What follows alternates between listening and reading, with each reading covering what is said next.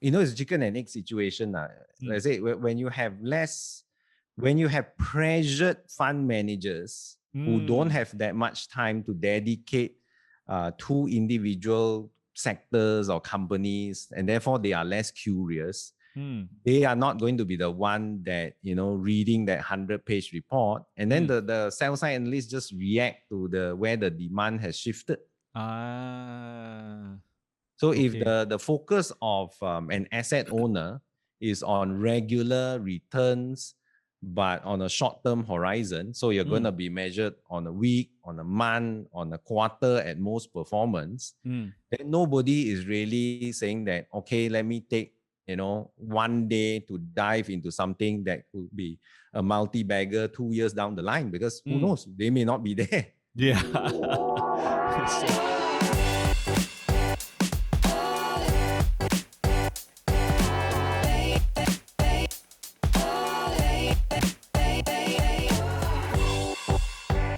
Before we begin the podcast, have you gotten your free ebook?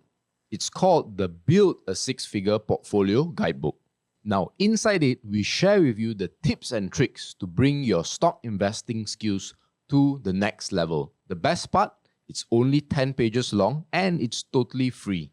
Whether you're on Spotify or YouTube, the link to download is in the description, or you can go to www.firl.co/free or www.firl.co/free. Good day, everyone, and welcome back to the FIRL podcast. Today we have a very special guest, someone I bumped into, I think, in 2017 when he was speaking at a BFM event. They introduced him as an economist, and at that point, I think he was only the second economist that I knew besides Dr. Ye Kim Leng of Sunway. And today we have Chris Eng, who is currently the chief strategist, and I'm going to delve deeper into what the title of that, what was the meaning of that title. He is also a trained engineer by profession, and we're gonna find out how he actually pivoted into a career as an equity analyst as well as a chief strategist. So, Chris, welcome to the show. Thank you, John. Morning. Yeah, MJ and I, we're very excited to have someone who has, been in the industry long enough, and we're going to try to get the audience through your life story and what are the tips and tricks that they can apply from your own learning throughout the experience in the industry, and try to see whether they can become better investors themselves. So I usually like to start this kind of podcast with a little bit of background. Why did you choose engineering? Take us through your profession, and then why the sudden pivot into equities, actually. Hey, sure. Morning, MJ, as well. I guess I was a fairly decent student in school. But then when I was taking my SPM, I had a bit of an anxiety attack. So before that, I was to be a surgeon. And I think when you have anxiety attacks, then you have these hand tremors. Oh. So that kind of ruled out. At that time, I was still young. So you're not able to have the long-term perspective, knowing that these are things that can be overcome, just a matter of time. And so, I said, I won't be able to make it as a surgeon. So let's look at what are the other options. So I ended up in engineering. I see. So I did my undergraduate in electrical and electronic engineering. I worked as an engineer for a while, in between being a management consultant. So I was I started off with Accenture. Then I went back to engineering, was at KTA Tenaga at a very exciting time, which was the rollout of all the first generation independent power producers. I see. So I got to travel around Malaysia, visit these first gen IPPs being set up. And then I furthered my studies. I went to do a master's of philosophy, also in engineering.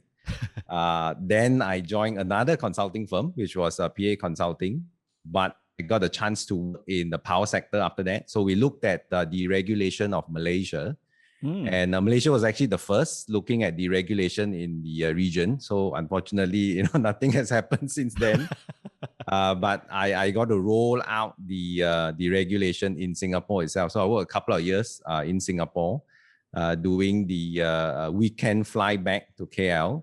Wow. Until my wife got pregnant. So I said, we can't keep doing this. So we need to come back. So I came back to KL. That was in late 2002. And there wasn't much going on in KL in terms of power-related consulting jobs. So me and my wife, we pray quite hard. Say, we doesn't look like anything much happening. They wanted to send me to Indonesia. So it was out of the frying pan into the fire. Because we had a thriving practice at that time in Indonesia, a lot of World Bank and ADB projects going on. So we said, oh, that's worse. So we prayed quite hard for a job. But after a couple of months, nothing came along. And so we said, if God wants me to go somewhere, he would just open the doors. So one day I opened up the paper and I saw this advert for OSK Research, which was my old company. And I didn't know what it was about. So I thought it was about market research. So as a consultant, you do quite a bit of work with market research companies. So I just, I said, okay, let's just give it a try. Let's go for the interview. And when I turned up at the interview, I met with the head of research at that time, who's still active in the industry nowadays. And I guess after a couple of minutes, you realize that this guy, he's an engineer, he's got no financial training. He's not going to be able to do this. And at that time, I was not active in investment. So I thought, it's not really my cup of tea, probably not keen as well. Then he said, but wait a minute, we've got a ventures arm. So why don't we see whether there's a vacancy there and whether you'd be suitable for ventures? And in PA Consulting, I had we done a couple of projects with MavCap. So I was familiar with what venture capitalists look at and all that. So I said, okay, let's explore, see whether that's possible. So about 2 weeks later, I get a call and said, this is the MD's secretary, and MD wants to meet you. So okay lah, let's go and see about this venture cap thing. So I turned up, and halfway through the interview, I asked him, I said, oh, is this for the ventures job? Yeah. He says, no, you got no financial background. You can't do ventures. This is for research, equities research. So I guess I look quite doubtful at this, because like I say, I wasn't active in investment. I didn't have financial training. And then he looks at me and then he says, why don't you go home and you talk about this with your wife? So I have never gone to an interview before or since then where somebody actually tells me to go home and talk about this to my wife. So I think the guy has some experience who said that. He's obviously a wise man. So we went back, and then talked to my wife and said, well, you've got no financial training. There's no reason why he'll offer you this job. And why would he ask you to go back and talk about this to your wife? So he said, this must be a miracle. This is God's work here. Yeah. So I said, okay lah, let's try it. So called the secretary after a couple of days of praying, and thought that okay lah, maybe he's changed his mind. So they said, no, it's still available. Okay, come and join. So I joined, and I remember the 2 months leading up to my first day. Every day it was Investopedia reading, just to catch up on things, and went to Bursa website, downloaded tons of annual reports and quarterly statements, and just ran through all those documents. And so then that's it. That's I end up in investment, baptism of fire, some interesting stories to share maybe. But after 6 months, the MD actually came by and said, well, I think you're trained enough now. Would you like to join ventures? And at that time, I guess I've been bitten by the equities bug and said, no, I'm quite happy doing research. So so was there for 8 years. It's 8 years. Yeah, almost 9 years on the sell side before moving to the buy side for another 5 years. Actually, this is the first time I've heard someone venturing into equity space, either not from reading a Warren Buffett book, or either he didn't get interested in investing at 10 or 11 years old, but it's just in a way an act of almost like an act of God.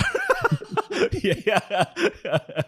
And it's unique because the first place you started off to prepare for your job was actually downloading annual reports. I mean, just out of my engineering curiosity's sake, did your engineering background somewhat help you in a way to prepare to do that kind of research, or was it more because of your essential background? Just curious.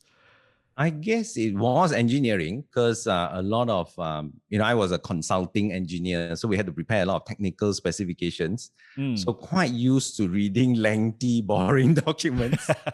But also, I guess the kind of structured thinking and, you can actually step through bit by bit, page by page on these annual reports and try to especially read between the lines. As a consulting engineer, you do deal with various people, and of course, you're always on the lookout for whether or not some facts are trying to be slipped between the lines. So it did prepare me for that. Yeah, that's very interesting, actually. What was your, if you don't mind me asking, what was your biggest struggle in the years when you were doing sell side research? Actually, trusting people. So I was head of research. And I guess the first couple. I wouldn't say first couple of years, but first couple of months were quite tough as an equities research analyst. And, I met with a couple of listed company directors, perhaps less than completely savory characters. So I used to tell all my young analysts when they join, I said like, yeah, a lot of times, the majority of people out there are trying to cheat you, trying to get you to write something good. So you got to take everything with a pinch of salt. And that's a very interesting insight, and because it's an open secret that sometimes analysts or even journalists are actually coerced by interested parties to write a favorable article and all that. How, if you don't mind me asking, how do you withstand the pressure and all that? How do you hold your ground and set your boundaries if you don't mind? Well, I guess on the sales side, we were quite blessed because at that time, the company wanted to build up the franchise. And of course, OSK Research had a bit of a history. So I think management decided that they wanted to build up the franchise to make it more professional. And so, it really jived with my own character and what I wanted to do. And so we said that, we're going to strive for independence and integrity. And it also helped that the corporate finance team was not particularly strong. It came from a retail trading background. So we didn't have that institutional business to pressure us in that direction. So there was not much business pressure. And because management gave us quite a bit of free hand to write what we wanted to write, about who we wanted to write, So I wouldn't say it's unique, but it's rather unusual. And I think clients appreciated that fact that, at least when they met the sell side analysts, they could see that, we are writing what we believe in. Great. I have a question with regards to that. And I think that's really great to hear that independence is of high priority for you as an analyst, because sometimes, in fact, I don't know whether you agree, I find that the opposite tends to be true for a lot of analysts. But for your case, is there like a piece of work or report that you're very proud of, right, in terms of what either you or your team has produced? Yeah, I guess so. I mean, the team, of course, has what we tried to do was, we were like the rebellion. I always say, during the time when I ran the team, we view ourselves as the rebellion. And some of the bigger houses was the big bad empire. So we try to do things a little bit different. Definitely corporate access was not as easy to get as some of the bigger houses. So we said we'd go hands-on, we'd walk the pavement, hit the streets. And one of the things the team did, which I was quite proud of, was our very first consumer survey.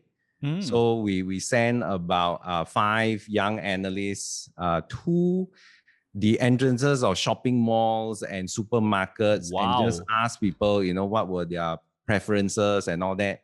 It helped that time I have a few leng loi lah in my young analyst team, So we got good response, and then we put out, I think it was quite long, if I'm not mistaken, it was a 30-over-page report about, consumer preferences and which would be the consumer companies that benefit. Rare lah nowadays, nowadays you don't need to as well. You've got Survey Monkey and all that. But at that time, we had to walk the streets and go, person by person with notebooks in the hands. So that was quite good. Myself personally, I wrote about this report. This is how many years ago now? 14 years ago, about the mad rush for unconventional oil. So that was just before, the boom in shale. Yeah. And I think I wrote about, Arctic oil, deep water exploration and shale. And also we talked a little bit with our economist at that time. He had some contacts. So we looked about the pipeline that's been proposed numerous times from Yan in Kedah to Kelantan. And then we said, no way this was going to get built. So that was sticking our necks out a little bit, particularly since I covered a number of Syed Mokhtar stocks, So really coming out to say that, some of the other companies are okay, but he's not going to be able to build this pipeline. And that got a bit of attention as well. I see. Based on your, I really love that part of the story about the bottoms-up approach where, today there's this a little bit of an unsavory kind of comment, desktop analyst. I don't know if you heard. Where do you see that culture? Is that culture more embedded today in equities, especially sell-side or buy-side research? And do you still think that as young analysts coming into an industry, it's really hit the streets, scuttlebutt, that is the best kind of training? What are your thoughts on that actually? I think, definitely, not just analysts, but I think even investors, when I get contacts or friends asking me, say, what's the best way to know about a company? I say, if it's the kind of sector where you can touch and feel, go out there and experience it. So if you're looking at property stocks, go to attend their launches, or visit the showroom when it's a very odd time and nobody expects you to be there. Talk to the salespeople, see what they say, or if it's a REIT, you must make that point of visiting that mall or that industrial complex or that hospital or that hotel. Otherwise, you just don't have the feel. I always say that I don't trust tobacco analysts who don't smoke and gambling analysts who don't go to casino, That's a good one. Auto analysts who don't drive, it doesn't make sense. You don't even touch and feel the product, right? How will you know whether tobacco is going to be, you have to take a puff of Marlboro only, then you know it's good, right? Yeah. You get all these nowadays, well, not nowadays, but a couple of years ago, you get all these young lady analysts covering Carex, and then like, are you sure you're the right person to cover Carex? Probably they did a survey on their spouses or they weren't married, so okay. Either way, it doesn't look good. Great. So moving on slightly onto your role where you actually went over to Etiqa. And then in Etiqa, you headed their head of research first for alternative investments and product. That's where I think I met you early in 2017. What is alternative investment, if you don't mind sharing, so especially to the audience? Okay, so I was brought into Etiqa. Of course, at that time, OSK was going through a merger, so I moved on. I was actually brought in to set up the research team. So I I got to build up from scratch my own equities research as well as fixed income research. So again, that's kind of like a once in a lifetime opportunity because in essence, I almost didn't have any legacy staff. So I got to build up both teams from scratch. So that was quite rewarding. But I guess after about 1.5 years, things had pretty much settled down. And at that time, ESG was still a little new. So I didn't get the chance to pursue it yet, which was something I pursued, in about 1 year after that. So my boss said, hey, look, we've got this team and their boss moved on. So we need somebody to look after them. I don't really want to hire somebody else. Can you cover both teams? So I looked at it and, the team basically did two things. We had set aside an amount of our prop funds to look at non-cash equities, non-cash bonds. So anything that was non-cash equities and non-cash bonds and non-money market, we could invest in it. So that was pretty interesting. It wasn't a lot of money, but it was interesting. So we looked at from structured products to mutual funds to ETFs. So to us, that was alternatives. We didn't have the mandate for private equity or luxury products or anything like that.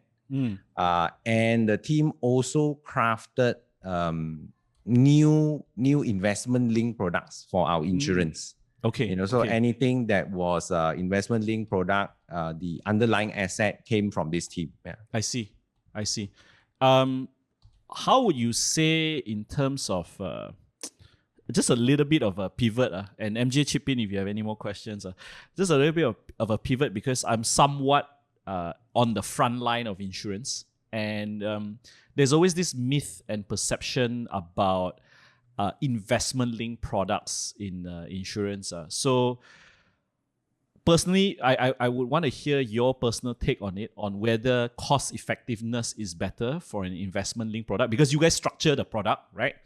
And on the other hand, pure insurance in which, just a term plan and cost of insurance rising. What is your opinion to, first, from the consumer's hat, and then the other from the insurer's hat? Which one is, more sustainable in a way? Okay, I guess... different people have different needs. Yes. I think if you're looking for pure protection, then, you what you want is you want to buy the insurance product. It's a pure insurance product. The premiums will probably be lower, provide you that coverage. And I think especially in the olden days, when a lot of people bought insurance for what I call death benefits, that would probably be the more preferred option. Not necessarily the option that was sold more, but from a consumer perspective, a more preferred option. Correct. Over the years, I think more and more people have been looking for what I call life benefits. So benefits that you can enjoy, while you're still alive. Insurance product, whether it's is your car breaking down and you get service, or if your flight is delayed and then you get benefits from travel insurance. So similarly, they are looking at returns on their insurance products, before they move on. They're not just looking to pass a legacy to their children. So because of that, there has been an increasing demand from investment-linked products. And I think that as long as the insurance companies themselves are dealing honestly, and making reasonable projections in terms of the returns, then the sustainability of these products can be handled. And so no issue with buying them. You just got to know what is it that you are looking for. Understand. In terms of pure term plan kind of products, either Etiqa or other insurers, versus that of an investment link, which one is in a way more profitable or more sustainable to the insurer? Well, of course, there are a lot of factors driving this. It's about, how much you're going to park into your PAR fund and how much fees that you charge and all that. In general, what you can say is for investment-linked products, you earn that fee income. And once you earn that fee income, it's in your pocket. While if you're talking about pure insurance products, then that profit that you make has a lot more uncertainty, or rather a lot more longer term certainty. So it will depend on when the claim is made. It will depend on the returns you make along the way. So over the last 10 years or so, or even slightly more than that, definitely the big boys in the Malaysian insurance industry have pivoted more towards investment linked products because of that upfront certainty in profitability. I see. Okay, great. Because it's very rare. Every time I want to speak to an underwriter, they also sometimes may not see the big picture because they don't structure the whole product together. So it's great that you share your insights on that. I don't know whether it's they don't see it or they don't want to share it. Yeah, probably they don't want to share it too, because it's the insurance secret sauce, right? Because actuaries are actuaries, Everybody, I mean, whether it's analysts or whoever, everybody has trade secrets. Correct. Yeah. MJ, do you have any questions? No, this is way above my pay grade, honestly. I'm not insurance guy, I'm just from limited experience. Yeah. No, I'm just trying to bring the story out so that a lot of consumer today, they get a lot of marketing messages from different opinions, and I want to try to tease out a more fact-based way of looking at insurance and using data sets rather than just hearsay and opinion. I think that's where I was trying to get at. Now coming back towards investing, right? And it's interesting because when you were giving that BFM talk that I attended, I realized it was more related to a very general consumer-based kind of topic. I mean, that was the topic of the day, but based on what you said, you covered shale oil, then you had your staff covered consumer sector, right? What do you think it's the most interesting or the most difficult sector you had to cover in your career so far? I've covered a lot of things. Yeah. The things which I haven't covered, I always say I'm a Sharia analyst, because I never covered tobacco or gaming or telco. And banks. So these, the big sectors, like the banks and the telco, I've never covered them. But other than that, I have covered almost all the other sectors. We were a small house at that time when we started off. So you really had to one leg kick and cover quite a number of sectors. I see. I guess the most complex one, which I covered at some in-depthness, was the oil and gas sector. And at that time, it was simpler. Okay. We didn't have that many listed companies. It was the boom time of the SCOMI Marines and the Tanjung Offshores, so just the 90s, right? The early 2000s, I would say, yeah. So you got all these vessel owners coming onto the market, some of the basic rigs coming onto the market. And a lot of things you had to learn from scratch. They were technical. You couldn't go touch and feel. So a lot of times you had to depend upon management guidance. And I think a lot of analysts, they struggled in the area. That was a slight advantage for me because I came from an engineering background. But even then, it was only a slight advantage. Sorry to interrupt this podcast. I know it's a little bit annoying, but I want to tell you something that I think can be really helpful to you. I can tell you're really interested in the stock market and want to learn more about it so that you actually know what you're doing, especially when today things are getting more complex and complicated. That's why we came up with the Stock Investing Blueprint, or SIB. It's our signature e-learning program that teaches you how to pick the right stocks most of the time, buy and sell it at the best possible time, and manage your stock portfolio systematically.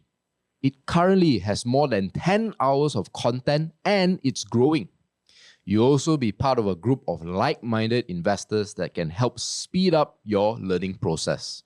To hop on the program, click on the link in the description or go to learn.firl.co/courses/SIB. Yeah. Interesting that because it's actually a leading question towards your research methodology, because consumer sectors is very easy. You can do a survey. You can read a lot of it's an easy touch and feel. But when it comes to even manufacturing, sometimes if you don't get access to the plant, you don't understand it's a B2B business, right? How do you go about doing your research? And secondly, is there any practices that a retail investor that may not have access to this kind of resources, what can they do? Yeah, I guess the second question is the more important one for your listeners. Yeah. And I would still say, you need to do a lot of reading and try and go out. I mean, if you're really keen on going big on some of these sectors, there's a little bit harder to touch and feel. You do need to build up your network. So if you're keen on oil and gas stocks, it doesn't hurt to buy some drinks, for your oil and gas friends in the industry, and just kind of course, they may not know specifics on the company, but you want to ask them some of the technology questions or some of the industry questions, like even things like, is it possible to demobilize rigs in the next 5 years, or what's the difference between an anchor handling tug and a fast supply vessel, so simple questions like that, which they can answer. And then, just read out a lot on what's happening in the industry, maybe get hold of some of the trade publications as well. I think that's a good one, especially the last part about trade publications. Because a lot of people read a lot of financial reports, but then they miss out on industry publications that actually help them get a mental model of the business. Yeah, actually, what are some of your favorite when it comes to trade publications for the field of research that you've engaged with? Yeah, I guess for oil and gas, I did read the Oil and Gas Journal. And then I did follow both EIA and IEA quite closely. I used to cover timber, so that's kind of a rare sector nowadays. But we had things like Malaysian Timber Council, Sarawak Timber Report, shipping and aviation. Actually, there's a lot of magazines out there for shipping aviation, but of course the stocks where you can invest in aviation is always difficult, and shipping is a bit limited. So I'm not sure how much effort you want to put into them, but definitely if you're looking at transport stocks particularly, trade publications are very, very important. That's a very good tip right there. Maybe the next question I would ask in regards to research, do you think that you guys in a way high finance, having corporate access, do you think is a very, very big unfair advantage compared to the retail investor? I guess it depends on what you invest in.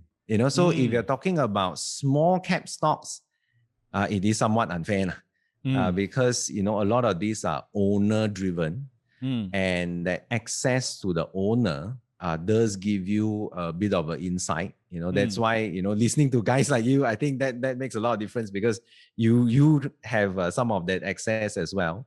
And if you share, if you're able to get insight into what the owners are thinking about, it does make quite a bit of a difference. But that can be overcome by following up closely on their stories. So whether it is some sort of a public figure with a social media account, or because they do meet other people who write about them and put that information out, then that retail investor needs to go and follow up on these. I see. For the bigger cap stocks, of course, they make much less of a difference whether or not you have access to the management. Yeah, I think that's a very good insight as well, because but ironically it's the opposite. The smaller cap guys don't want people to meet them, whereas the bigger cap guys understand the importance of IR and all that kind of thing.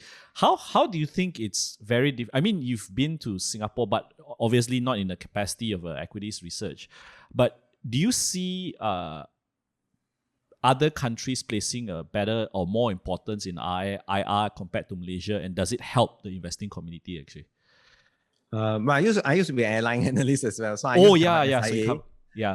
So very different, I think, when you look at let's say like the bigger cap Singapore stocks. Now, it doesn't mean that it's bigger cap worldwide, because Cathay doesn't see analysts, Yeah. Okay, I didn't know that. Okay.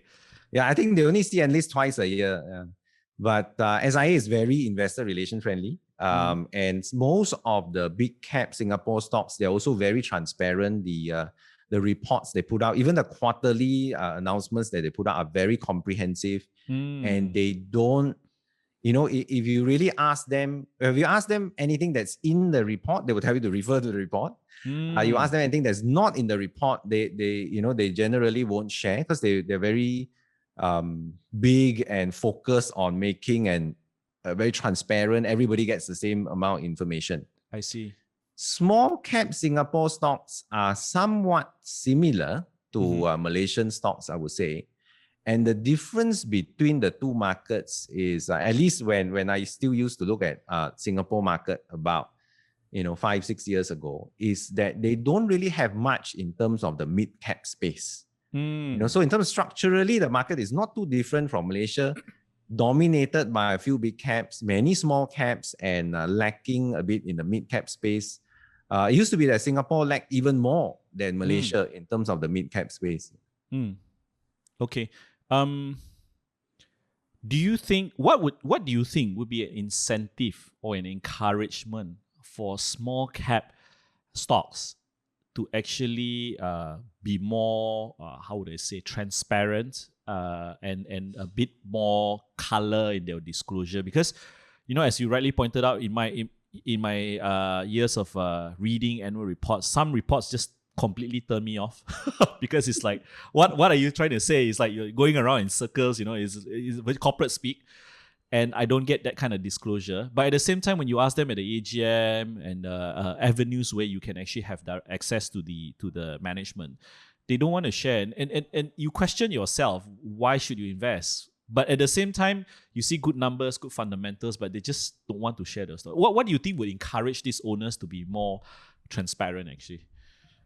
I guess, well, I mean, the easiest way to convince them is to show that, if you could pick two companies, one that didn't want to share and one that shared, and show them, over the 10-year period, and say that, look at the share price performance, look at the PE multiples, because really that's the main differential, right? I mean, we are familiar with the market, people like you, it's the PE multiples that are going to expand, and be very numbers oriented and show this to them, because they are owners. So if they're going to own like 20 to 60% of the companies, what they want to see is the value in their stock increase. There's no point saying, okay, I'm going to take you on a road show, you get to go to Hong Kong or London and see all these people, that one time maybe you can get into it. The second time it's the dollars and cents. So I think people like Bursa and Mira, they've done a good job in having all these forums where the companies get to talk about themselves. But I'm not sure whether, that effort has really been put into graphs and charts and tables and just sit down with the owners and say, if you do this, this is what you get. They should make you president of Mira, Chris. I'm just kidding. No. Okay. Next, in your years and many more years of being in the industry, what do you think is lacking in either the buy side or the sell side? And what are the commonalities that you think can be further improved to up the game of our financial services sector or financial analysis or equities analysis sector actually? Well, I guess the buy side, what's glaring, I think, in terms of what can be improved at the moment is activism. So, you have a few of the big GLICs, and of course, they've taken a much more active role nowadays. But the asset management companies, the insurance companies, they shy away from all these things. And I think that having more activist investors will improve the quality of the market as a whole. Specifically, I think on the people there, it's a bit unfair to generalize it, but I think that buy side teams could be more curious about the companies that they invest in. As you mentioned, it's a lot of times desktop analysis, and you can't really blame the buy side for that because they've got such a wide portfolio to look after. Correct. But I think that if they are increasing their holdings for a few particular investments, they should be a bit more curious about what they do, what is the industry trend that's happening. And, even if it's not directly relevant to the share price immediately, but could be relevant in a couple of years' time, sometimes there is a lack of curiosity on such developments on the buy side. On the sell side, I guess what I've noticed is because the pressures are there for ever rapid response to developments, the reports have tended to get shorter. Nowadays there are hardly any very in-depth kind of reports that is useful 3 months down the line from publication. Very thematic lah. Very on the moment kind of reports because pressure to produce, right? Some news has come out, you put out a 1-pager, and then another company news come out, you put out a 1-pager. But what about what's happening in the industry that it's something that you can make a big bet on. So what I'm saying is that you get all these reports where somebody can buy use it to buy 0.01% of the company, and you make money. You make whatever 5%, 8%. Where is the report that you can use this to buy 10% of a company and make a multi-bagger? Those reports are, because of the pressures nowadays, it's so much information flow. Those reports are a little bit lacking. Yeah, actually, I'll share something personal based on my experience after what you said. Is so true. Every time I open an analyst report, I look at the number of pages first. If it's 1 page, I turn off. I straight away, it's probably going to tell me what I'm really going to read in the news, right? But what I love to read are what we call initiating reports. So initiating and some reports, I enjoy reading yours. I enjoy reading another guy, Raymond Yap of CIB, because it's usually very long. But the problem is sometimes when it goes to 100 pages or so, I struggle to finish it. So I guess, is it because of the lack of resources you guys have? In a way, your teams could be bigger.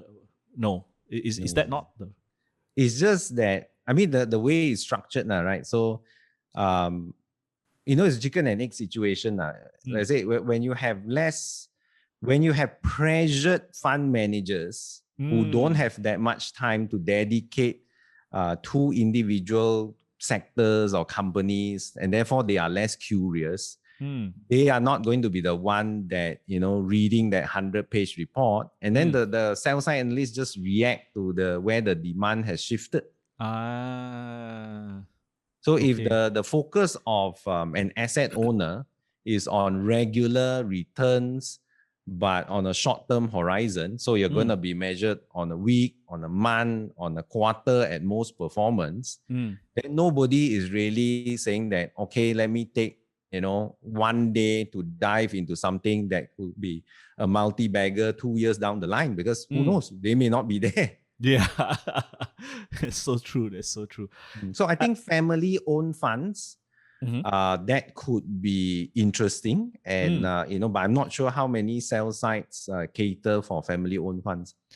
Actually, ironically, I have only a very short experience in this industry, Chris, but I see a lot of it are popping up because I think they understand the struggles of big insti, the pressures that you mentioned, and also in terms of holding period, because I think there's always pressure from external shareholders or fund holders on returns, especially short-term returns. And I'm going to come back to that later, but I want to peel back a little bit more about activism, and I don't know whether MJ wants to chip in with me on this. We've got activist investors like Carl Icahn, Elliott Management, go in straight away, demand board seat, bank table, right? And then you've got the European guys who, go in and they help out operationally and they try to steer the company better, companies like Heineken and all that. Where do you see activists, where do you see a good way of activist investor in Malaysia? And maybe is that something that the insti big guys like EPF or Co-op can actually institute? Because these are the only guys that have the bullets, You talk about What are your thoughts on that? I guess co-op used to be quite activist. Like I say, I've not been actively involved in the market over the last 2 or 3 years. So can't say that much. But yeah, they used to be very activist in for issues of governance, issues of transparency. And then, of course, EPF has really come along and championed the ESG agenda, which I'm quite happy about, because I like to champion that agenda as well. So I think in the short term, really what we are seeing is there will be more activism just on the ESG agenda, if nothing else. I think Malaysian investors still not so keen to interfere in management. I think if it's not a scandal or a governance issue, they will still trust management. Or if they feel that management is suspect, then they will just exit rather than to get too involved. Take on the fight lah. Yeah, I mean, it's heartening because I was studying a few corporate proposals or resolutions that were actually voted down most recently. And I think KNM was a good example because they voted down I don't know how many, I lost count of how many rights issues and private placements they were going out. Yeah, it's heartening to know also because I see like EPF voting down certain director's salary or certain resolution. So it's good because I feel that the struggle for the retail investor is really knowing their rights as well. I don't know whether you agree with me or not. They don't know their rights as a shareholder and they don't know whether how they can vote or how they can participate in actually corporate governance. Am I correct to say this? Yeah. I think a lot of times, different markets are in different stages of evolution. I think the Malaysian market has still not reached the full maturity yet. So it's good as they see more of such news. They say, "Oh, okay, yeah, we can actually do that." And then they can come in to be stronger on the activist side to ensure proper governance. Yeah, what is your take on privatization? And there's this phrase in the industry, "Is unfair but reasonable." I don't know if you heard of this. They read a written report. Common, yeah, it's unfair but reasonable. What's your take on that, Chris? Well, I guess, I don't really have a strong view on privatization. I think, in most cases, it won't happen unless, of course, there is money to be made by the one doing the privatization. Otherwise, why bother? I mean, you got to pay fees and go through this lengthy process and all that. But then again, the ones doing the privatization, they would naturally have that longer waiting period. I think the only clear-cut example I can remember that left a little bit of a sour taste was a telco company that was privatized. Yes, the offer price given was higher than their trading price, but then 6 months later, it was a large chunk of it was sold to a foreign investor at a significant premium as well. And I think even Bursa was not too happy at that development. Other than that, usually, if nothing major happens within 6 months, usually the corporate proposal only turns out, after that 9 months, 1 year. I mean, if you're a retail investor, you may not want to wait that long anyway. So, correct. Okay. Moving on from activism to short selling. And I think MJ, he gave a very interesting perspective to me before. He said, short selling actually sometimes does a more efficient job than the regulators because in a way, it punishes companies that are fraudulent, that sometimes the regulator may struggle to, to discipline. What are your thoughts on short selling, and is Malaysia actually ready for short selling? I think it definitely adds vibrancy to a market. I'm a long-term fundamentalist, so long only.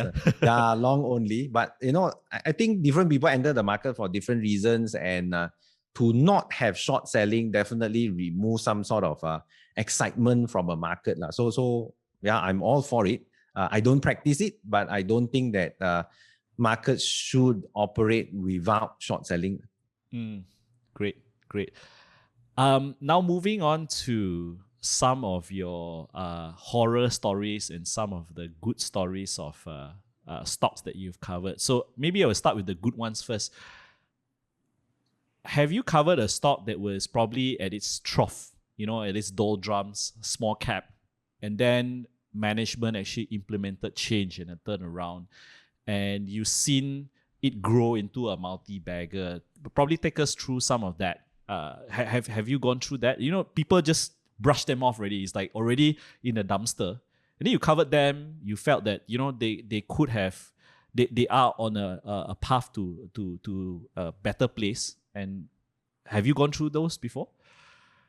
I guess to say major turnaround, no, actually, no, I haven't. You know, what I have a lot of experience of is companies that nobody knew or nobody cared about. And then, you know, we went in, you know, because we were small cap specialists, right? So we spotted them early and then we nurtured them and they really proved themselves to do great. So, you know, I mean, all the glove stocks, well, okay, I wouldn't say all the glove stocks, but the big four, you know, at one point or the other, you know, nobody was looking at them. You know, we were among the first. Definitely Kosan, we were a big early promoter. You know, not, of course, you know, the other three as well, but they have proven our trust by, you know, really making that growth and returning, you know, very decent returns to investors. Then other small cap stocks that also, you know, when we first looked at them, they were unproven, they were not loved, and then we grew them. I think the only one that really comes close to what you're describing for me, on my personal experience, would be Insurer. Insurer, you know, because they shifted business from their traditional business. So there was a lot of skepticism, myself included. You know, I was very skeptical. And I would say that they've proven me my earlier doubts wrong, because they have really done well since then. Yeah. YC. CY or YC? CY. Yeah. I'm trying to get him on the podcast. He's very media shy. Very nice apparently. guy. Yeah, but he's very media nice shy. Guy, yeah. And Insen is the second time in this month with, this month. Yeah, second time this month. Yeah. This month that someone has actually mentioned. Share a little bit of your horror stories. Any of these small companies, they promise you the stars in the sky, you know, and the moon, and then, you know, it just like didn't turn out. Yeah, I mean, I used to be a timber analyst. So did they bring you to their timber logging areas or not? Yeah, well, you know, we were supposed to do the flyover, but then weather was bad, so the helicopter couldn't take off. Yeah, but many unfortunately, you know, I definitely don't want to say all, you know, but many in the timber industry and the downstream as well, you know, whether it's the plywood or whether it's the furniture, have made promises in the past that were quite difficult to achieve. So, you know, when I first started out as an analyst, there was all this talk about, you know, FSC, Forest Stewardship Council. And, you know, if you were FSC certified, you know, your timber or your plywood or your paper would be able to get much higher prices. And then they would be able to get all these valuers to go in and value their acreage at quite high prices, which, you know, at the end of the day, never panned out, because whether it was intentional or it was naivety, but the ability to extract timber and still maintain your FSC certificate was much lower than, you know, the potential value if you were to clear cut that piece of land. So the valuers may have valued it on 100% clear cut, but to maintain the FSC, you know, the extraction was hardly anything there. So I see. Yeah, so a lot of horror stories on that side. Other really horror stories? No, I guess I've been spared the trouble. You know, we never managed to cover some of the companies such as Transmile. You know, before we started coverage, you know, something happened. So we never went that direction. Again, I would say blessings in disguise. Yeah. What would be, I mean, seeing all this, right? What would you give advice to retail investor? What would be the main red flags that may be very obvious to you guys? Yes, I have my favorite tip. Please. The first one, you know, which has held so far, but I can't say it will hold on forever, is that if you're looking at an oil and gas project in Malaysia it should have Petronas participation. Mm. So oil and gas project in Malaysia that doesn't have Petronas participation, you have to be skeptical. Okay. So for example, so we look at the Trans-Peninsular Pipeline, lots of headlines, whatever. 20, 30 years down the line, it's still not built yet. The Asia Petroleum Hub offshore of, what is now the port of Tanjung Pelepas, still not a real success story. So oil and gas, so you want oil and gas in Malaysia, and it should have some Petronas participation, whether it's a client, whether it's a shareholder, that sort of thing. Otherwise, you just take a little bit of caution. Okay. The other one is if you know that a company has used company money to buy a yacht, then that's a big question mark as well. The owner, they can buy their own yacht, they can buy their own jet. But in Malaysia, if it's a listed company and you buy a yacht or you buy a private jet, unless you are in the aviation industry, that's a big question mark as well. So, and then usually if it's one generation doing one business, and then the second generation takes it into a totally different business, again, that's a big question mark. The exception, I say, is Yinsen. Yinsen really, it surprised me, and I think it continues to surprise the market. Yeah. If you were to look at maybe accounting from an accounting perspective, right? There was a survey done in the US, and they said that revenue and net profit are the two easiest or the two most popular numbers to fry, in the scandals of WorldCom and all. In Malaysia, have you seen any unique accounting tricks that they've done that, were buried or hidden in the notes or something that, just surprised you, something on the balance sheet or something? I mean, share with us if you have any experience on that. But I'm not an accountant, so I must say that my expertise there is limited. But usually Malaysians are not so creative. Usually it's always ballooning the accounts receivable. That is the main flag in Malaysia, So the usual up, suspect. Profit go up, and then your accounts receivable also go up faster, then that's a big question mark. Okay, great. So it's the usual suspect. It's good to hear. Share with us which management of a public listed company in Malaysia that you admire, and what are the traits that you see similar to perhaps as good or great companies within different sectors as well? Well, my biggest, I've been a fan. They know it. I've talked about it for so many times. It's a QL and Dialog. So I continue to be a fan of these two companies, QL Resources and Dialog Group. I think that the story is good. So QL, of course, Freddie. Have you had Freddie on the show? I'm trying to bring him. Actually, I want to bring Dr. Chia and Lik Kai, because Lik Kai, the first time I saw his face before he headed on the annual report, that is, headed Family Mart, he had less white hair. But as years progress, I see it's like totally turned white. So I don't know whether if I call him on the podcast, he'll be more stressed. Yeah, so please continue. QL and Dialog. Yeah, I mean, QL, the story is great. They always say that, we supply, which one comes first? We supply eggs. Surimi so first. Everybody needs to, I guess surimi first, right? Yeah. So everybody needs to eat fish ball. But then if there's red tide, so you can't catch fish, then you can eat eggs. Then if there's bird flu, you still need cooking oil. So we've got palm oil. So you cover all the basic food groups almost, and then it's a recession resilient stock. So even if things downturn, you still need to eat this stuff. And then if things turn up again, they can always try to ramp up their catches of sleeper lobsters and go for the luxury market. Yeah. I think, I'm a big fan of Family Mart. So when they first went there, I was quite excited. And, if not for the COVID, I guess they would have turned profitable. It would have been the fourth leg of profit generation. It's a very conservative management, and yet they have managed to build up a second generation to take it forward. So in terms of numbers, in terms of management, in terms of industry sector, they've got all kinds of pistons firing. And it's not to say that they haven't made their mistakes as well. They've had exploration in producing, I think was like biomass wood chips, which didn't work. but then they quickly managed to say that, okay, this is not working out for us. So let's move on from this and venture into a new business. So it's a company that in a way is tested, so they've had their failures, but they've managed to recover from that. So big fan of such companies, as long as they're able to successfully transition to the second generation, the outlook is still very bright.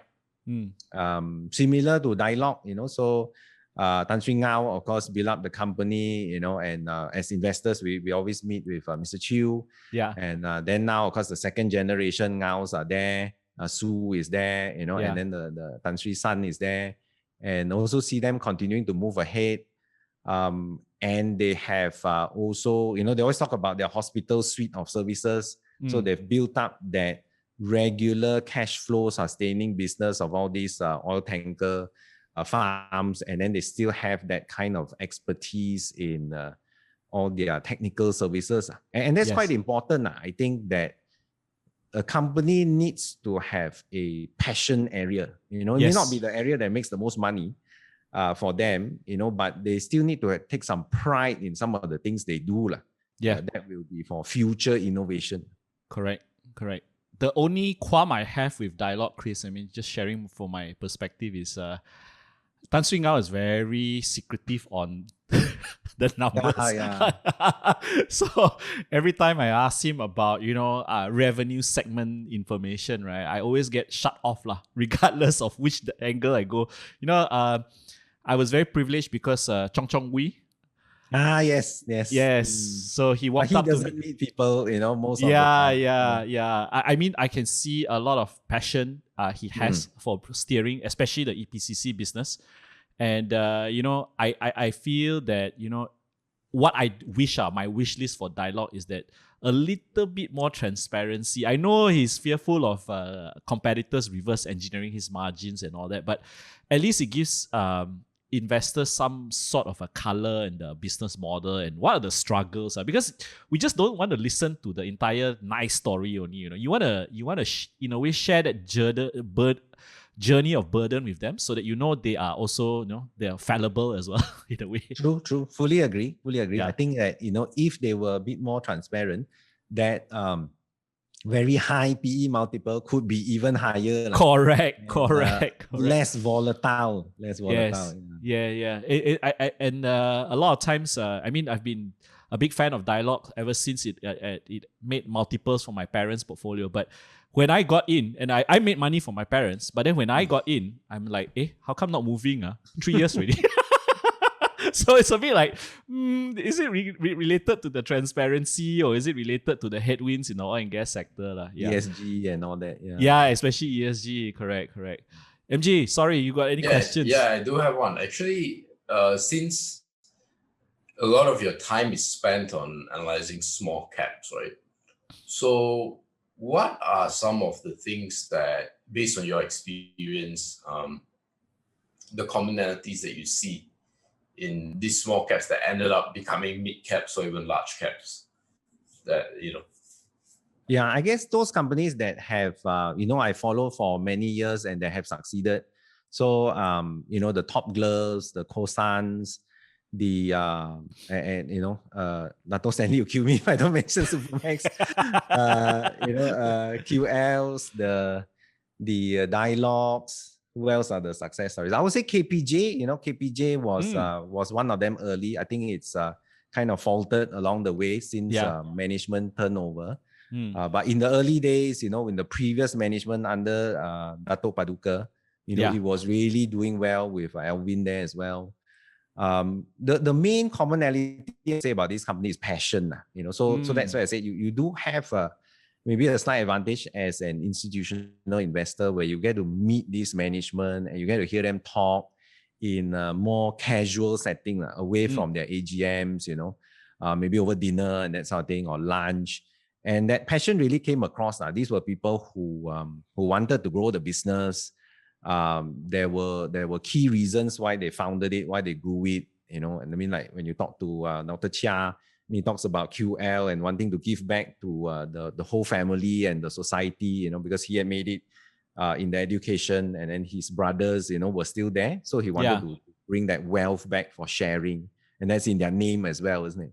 And when you first talk to people like in the earlier days in KPJ, Datuk Paduka and Alvin, they were saying that really they felt that Malaysian healthcare, there was so much potential, and you could just, if you got the details right, you go in, you buy a hospital or you set up a hospital, within 3 years you can actually turn it around and then bring so much better healthcare to people in the remote areas. So when companies like that, when they start talking then about, just asset acquisition, and they start talking about, how their balance sheet will improve or how their profits improve, then those are warning flags, because they've moved away from that passion and it just becomes a numbers game. Then to me, usually it's a lot of question marks. I mean, that I had my favorite oil and gas company, when I first met them, and I won't talk about their name, but I think you can roughly guess who it is. But when I first met them, we went for a tour in the office, and I usually tell people this story. So the MD was taking us around, and the lift opened up, and we could see there was this long corridor in front of us. It was their engineering floor. So both sides, all these young engineers, their tables are covered with engineering diagrams and charts and all these kind of things. And you could see maybe it's about 100, maybe about 80 meters in front of you. Right at the end, there's an older gentleman scolding a young engineer.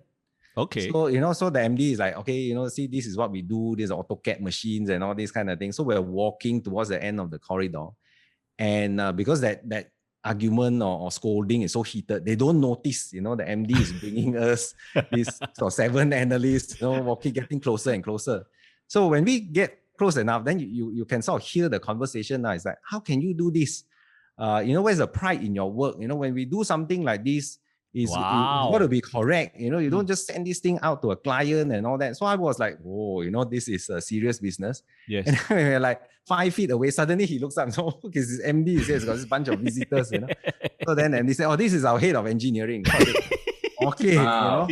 This company is something worth looking at. And indeed, they had this 4 or 5 year run of great results, and then after that, and when they used to give briefings, they say, this is our patented technology, this is the next thing that we're going to look at. This is what our engineers are doing.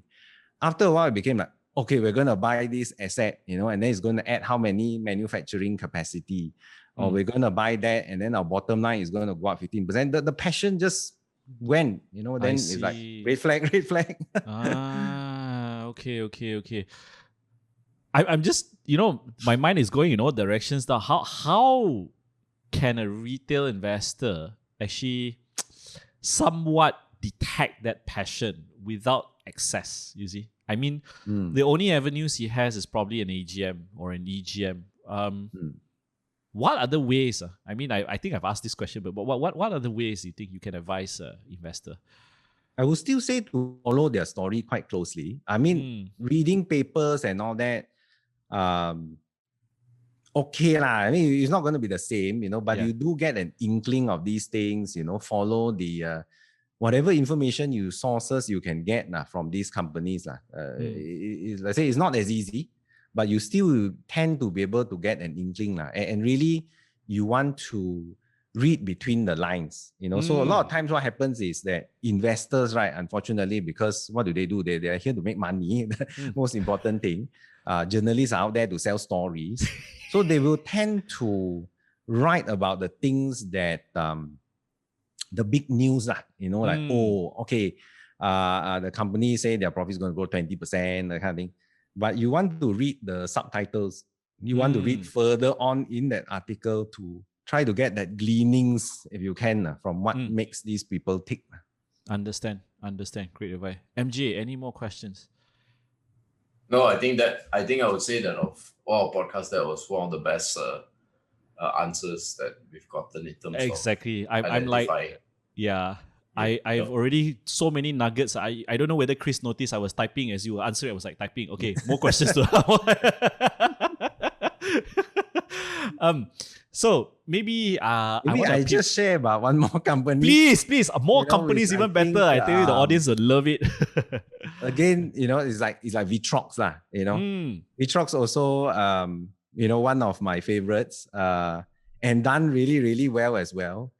And what makes this company work, right? Which, I think they're quite transparent about it. I think the Age just had a big time article on that, which I haven't read, but when I first encountered Vitrox,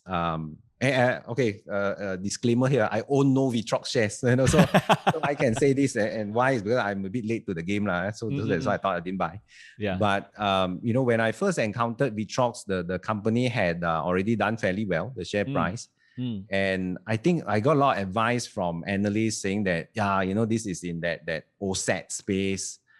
They do testing equipment and all that, so I thought, Penang nowadays got so many of these companies. What makes this one different? So we did a tour of their company, and then we met the two guys, the two heads, right? So we got the founder, and he's the engineer, he's like sorting out all these technical aspects, and he has that passion as well. And then we have the marketing guy, which is like covers all the engagement with clients and all that. So they really jive well together. And because of that, that persona, the company persona that they give to investors, you can see that, even if the numbers, right, are moving in the same trajectory as some of the peers, the PE multiple is just expanded so much faster than that. Correct.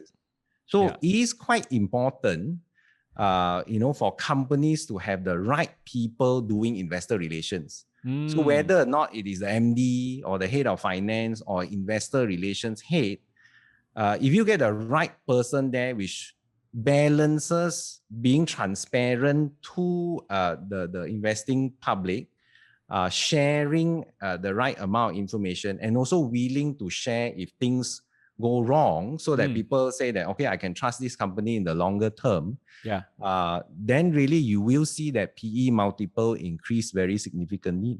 Yeah. And speaking about PE multiple, and just a story that I share from a third party. The CEO of Vitrox washes his own plates after lunch. I don't know whether you noticed. I didn't know that. Yeah, so they have this policy in the factory where once you finish your meal in the cafeteria, you actually clean up on your own. So that kind of equality. So already speaks volume of the value sets that he embodies. And I was very privileged to meet him a few times. But one thing that really caught me was that his interview process, Chris, I don't know if you have heard this from him. Prior to being so big, he interviews every single staff. That means they have a few layers right till the end, right? He will still have the final interview and the final say to maintain that kind of culture. I don't know whether he still practices that today, but if he does, then kudos to him. Yeah. With regards to PE multiple, right? Here's this perennial question that MJ and I always gets asked, and I, as an investor, both in the overseas market and in Malaysia, and I'm a big fan. Both of us are electrical engineers, so everything tech, I just zone in one. Just like so. Here you have a company like Vitrox trading at a PE multiple of 70, 80, sometimes even close to 100. And then you've got a world leader in wafer fabrication like TSMC trading at a multiple of 32. Do you think that discrepancy in PE is justified? And why do you think so in Malaysia? Well, I guess TSMC is, is really ahead of its game. So they have both the size and the strength behind them, and yet they are on that cutting edge, very hard to maintain. So to me, 30 over time PE already is very good. Vitrox, I guess what they have is, it's a much smaller company. There's a bit of scarcity of supply, trading volumes are not that big. And yet when you see them,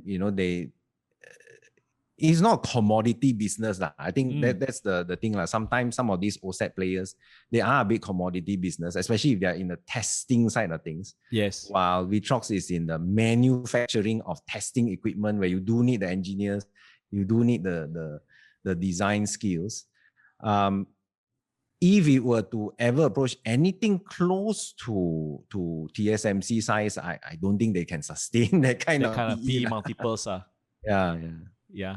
Okay, because there's always this, as recent as, during the 2020, 2021 run-ups, right? You see companies that do metal stamping like UWC gaining PE multiples of 70, and then you just question in your head, are the valuation multiples justified, or are there certain other criteria that investors should be looking at? Should they pay out for premium? Long to short, should they pay out for premium? In your opinion? To me, is to answer that, really, you need to see the track record. So if somebody has got, they used to trade at 8 times PE, and then suddenly they've gone to like 30 over 40 times over the period of 6 months, there's a lot of question marks. But if they've gone to 30 over times, and then they have sustained that 30 over times PE for 12 months, I think then it's worth looking at that 30 over times PE, because there will always be a dip. Nobody continuously grows their profit, so there will be a dip. It will come down, and if that PE then compresses to 20 over times, that's really the time to jump in. I see. Okay. I wrote a report once, good stock not cheap, cheap stock not good. Is it still available? Is it still available publicly? I would love to read it. Not sure actually, but I think, although the way to say cheap stock not good, perhaps not quite correct, it's a bit of clickbait lah. But I think the first part, really, the good stock not cheap, I think that's still very valid. So when I look at the stock and I say, okay, the PE is so high, to me, it's not a strong factor in my investing decision. If the PE has always been so high, why not? That shows that there's something there that investors can see and value, and it's still worth going in if other things make sense. Great advice, actually. Great advice. Probably the next question I would ask is this. What are the most difficult times that you have encountered in your entire equities research kind of career, and what advice would you probably give to an analyst or a researcher who is facing that kind of problem, actually? Well, I guess I'm most reminded by recently the whole glove stock, situation. Some of them are my ex-staff, and when you have to, you look at it and you think that the good times can't last so long, and you are the first, or you are among the first to downgrade the stock. And then you get all this negativity coming at you, all the haters nowadays. There are so many trolls and haters coming at you. I think as a sell-side analyst, those are quite difficult times. And that's why you tend to see so many buy recalls and neutral calls, especially compared to sell calls. Because it's very difficult, especially when you're trying to build a long-term relationship with a company, to suddenly call sell. And especially a company that has garnered so much attention, and so many people have piled in, and that some of these people, they are no longer viewing their investments in a logical manner, and it's become emotional. Yes. That stock has to go up. There's no way it can't come down. Yeah. So I think those are the very challenging aspects faced by all sell-side analysts. And I've also had a few times my own fair share. But the worst one, I guess, is when really, as an analyst, you've been conned. So you went into the company and you really thought that it was good. And so you wrote this report, and then suddenly it goes limit down. So that is the worst thing that can happen to an analyst. And if you've got a good head of research, and maybe that can be minimized, but I don't think it can be zero rise. Even very experienced analysts end up like this as well. I think recently you have, of course, the oil and gas company case, which I don't know, because I've never looked at them, I've never met them. But I think that as an analyst, you would be in a very uncomfortable position now. Correct. Especially when it was a buy call, and yet all the red flags are coming out right now. Actually, ironically, that particular company, when the scandal actually broke out, right, I actually went to look at quite a few analyst reports that were doing the buy call. I just wanted to see the justification in a way, and does it still hold water in a way? And what were the not to judge from a perspective of judging, but more to see what was the rationale in which what they saw based on the information to build, in a way, mental models to help us invest better in the future. To prevent, really to invest better in the future. Yes. MJ, sorry, any questions? No questions. Yeah. probably one of the last few questions before we wrap up, Chris. And I really and thoroughly enjoyed this. I think there's a lot to glean. I'm definitely going to rewatch this podcast again. In the future, right? How far along do you think investors should be looking at vision and dreams? Because you see today, certain companies need to progress. Like you said, second generation, third generation coming in. And then you've got companies like Yinsen that, completely went, in a way, off trajectory, right? How much emphasis does an investor need to look at these future themes, and how much weightage and probability that they need to put on it? I mean, like, let's just say a company like Amazon, today we can't even recognize it from the earlier. I mean, for the lack of a better example, in Malaysia, look at Yinsen. I mean, it's still quite adjacent because it's like transport. But if you were an investor and then this company came up to you and says, I have this audacious dream of going in this. Yes, it's the tailwind. How much of it will you believe in it, actually? How much should you believe in it? I guess, as an investor, there is that part about how much you believe in it personally and how much you think the market is going to believe in it. So you are ahead of the market so you can get out before they stop believing in it. So it's a little bit different. Yeah. I would say that, the investing styles of money that comes to Malaysia and the investing styles of money that is in the US is quite different. So there, because, it is the natural, I think, American psyche and the availability of all this cutting edge technology, that if somebody were to come with an audacious dream, they have a higher chance of making that a success as compared to what we unfortunately have in Malaysia. So that's why the likes of the FANG companies, they trade at such high multiples, and yet, there is still so much interest in them. Look at Tesla, It's going to be very hard to imagine something like Tesla in Malaysia. So if somebody were to say that, I'm going to be the next Tesla and I'm headquartered in Malaysia, a bit hard. Even if you believe in them, how long do you have to believe in them before the market believes in them? So there's this whole long gestation period as compared to, what happens in the US. I see. But that being said, we have, of course, now is the Southeast Asian flavor on Wall Street. So you had C coming on board, you've got another 2 big IPOs coming up, and things may change. But at the moment, I mean, we do kind of a scanning around. Nothing really knocks my socks off in terms of what are the potentials in this part of the world.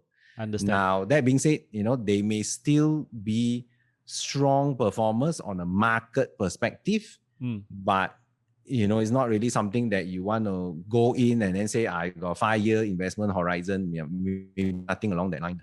I see. Perhaps the last question for me, and I don't know whether MJ has another one, but in your entire career investing other people's money, do you find it a struggle to invest your own money because of lack of time or because of disclosure ruling? I mean, there's this perennial problem. There's this very funny interview with the, I think, fixed income and equity heads of Affin Wang, and I found that very, very hilarious because the first question they asked, I think you saw that, right, Chris? They said, are fund managers actually good at managing their own money? It says no, right? So does the same case happens to you actually, in a way? Yeah, I guess it does. For me, it's more of like, it's part of my perspective as well as my philosophy. When I'm doing a job, that is my focus. So if my focus is like writing reports or investing the money, that demands the majority of my attention. So my own money, that comes as a secondary priority. So therefore it tends to suffer. Not so much, I think, in terms of the going in. I think what tends to suffer is the getting out at the right time. Yeah. So and sometimes it's like knowing, I always say a little bit of knowledge is a very dangerous thing. And I give an example, a real life example of my own. I think when Desa Park City, Samling Group, Yeah, when it was first being launched, and then everybody was saying, wow, this place is going to be the big game changer, and the Klang Valley is going to be something different, right? So I said, okay, but then, I'm a timber analyst, and then this is Samling Group, so it's like, I'm not so sure, and then I just missed that opportunity, and really, they have done very, very well in Desa Park City. So when it comes to investment, less so, because, I do have more than just a little bit of knowledge, but it's just the attention that I give to my own investments, is second fiddle to the attention I give to managing other people's money. So that's why. But if let's say, I had like that session with my wife every day and say, okay, this is what I'm going to tell people. So I tell you too, then you make that call. I think I'll be a lot richer now. Okay, probably last question for me, which is, and I asked this to Dato' Tang as well. The skills that you've built up, and is very incredible. Starting from an engineering base and going into equities and picking up those skills, right? What advice would you give to parents to inculcate this kind of investing and financial habits to your children in a way? Yeah, so I actually do talk to my children. Not so much, I think, because there's, some of them are still a bit young on the investing side of things, but I do encourage them to be curious. I think this whole, to me, when I look at staff or whatever, I look at two things. Okay, I look at three things. The third one is quite hard to spot. The first is passion. They need to have a passion about something. It could be anything. Say if, let's say like somebody says that, oh, I like running, then okay, what shoes do you wear? Where's your most passionate track? Somebody told me the other day, I like reading comics. Okay, who's your favorite artist? Where do you source your comics from? And then, so that's something that, as an investor, you want to look for in the management of a company. The second thing I look for is curiosity. It's like, is this person, do they care about what's happening around them? Do they look out for why things happen the way they do? And that's really the one that I encourage my children to be about. If you're looking at YouTube, don't just look at, go and learn something, infotainment, rather than just pure entertainment. And I think that's very important for all investors. Don't just, I always tell people, don't just read one source. Please, if you're going to put in money, please read more than one source, read more than one time. You got to follow that story for a while before you make that call. Find out really what is the company doing, who are the owners, who are the management, what is the industry happening. That curiosity has to be there. The third one I look is integrity, but you can't spot that so easily. So fast, it takes time. Yeah, okay. MJ, any last question? That was I believe that, John, you mentioned earlier on that about the faith, right? Yes, correct. You want to talk about, so I know, John, do you have a question about that? Because I find it very fascinating. I think. No, I want to leave it for you. Leave it for you. Yeah. When I look at all the podcasts, I find that only Peter, right, our other. But Peter's more spiritual rather than faith-based, actually. Yeah, well, I mean, they tend to be lumped together. So, like, what role has faith played for you, Chris, in terms of your career and, of course, even your personal life? Well, I guess, in terms of my career, in terms of my personal life, because it's a big thing, that's really what, in a way, defines me. In terms of my career, I remember the words of Warren Buffett, right? You look at somebody, you must look for intelligence and integrity, right? Without the second, the first is actually very dangerous. So, why I think integrity is very important is because of my faith, Now, of course, to different people, whether the person has faith or not, or what kind of faith it is, I think integrity is very important. And we discharge our professional duties along that line. So on the sales side, I always tell my analysts, I say, at the end of the day, people are going to remember you for what you write. And the worst is people are going to remember you for the wrong things or the bad things that you write. So if you write a report saying that, buy this, and the stock went up, people may remember you for 2 weeks. If you say buy this and the stock went down, they're going to remember you for a couple of years.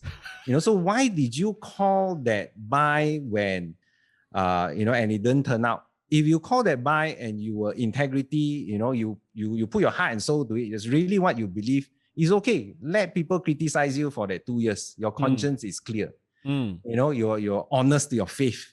But if let's say you somebody took you out for drinks and whatever, and you got some kickback, well, that's between you and God lah. It's going to catch up to you one day lah. So that's why to me integrity is really so expensive lah. And I mean so important, and even more so when you are managing other people's money lah, because people not going to forget it lah if you didn't have integrity. May not come back to you now, but one day, whether here or elsewhere, it will come back to you lah. Well said. MJ, any more questions? No, I think that is a very simple but rarely talked about thing, I feel, in the industry, because it's finance, so misaligned interests, lack of integrity, outright scams and frauds. These are very commonplace. But I think what you just said is not very commonplace, and needs to be heard more. Yeah, and I think it's a very good conclusion to the podcast as well. So, Chris, I really, really enjoyed this, to be honest. I hope you're open to a part 2 where we can maybe talk about certain more companies. Thank you so much for your time. And we wish that the audience have gleaned something from this podcast. I certainly have. And we look forward to seeing you guys in the next show. Goodbye, everyone. Thank you. Bye. Yeah.